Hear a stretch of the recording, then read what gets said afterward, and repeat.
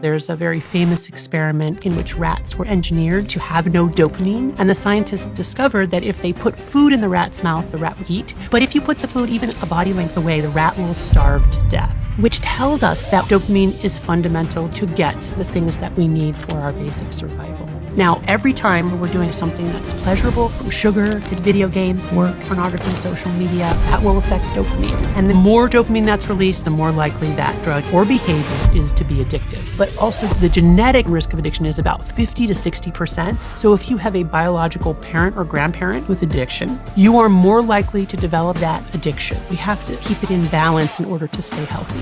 Dr. Anna Lembke is professor of psychiatry at Stanford, chief of the Stanford Addiction Clinic, and a world-leading expert on the subject of dopamine. She will tell you how this one powerful chemical is controlling your life and what to do about it. One of the most important findings in neuroscience in the past 75 years is that the same parts of the brain that process pleasure also process pain, and the balance wants to remain level. The problem is that we automatically seek out pleasure and avoid pain, and we're exposed to all kinds of pleasures that we have in the modern world. And our brains are reeling in response to try to compensate. Now I need more of my drug in more potent forms to get the same effect, which then leads to addiction. And that's what happened to me when I got addicted to romance novels.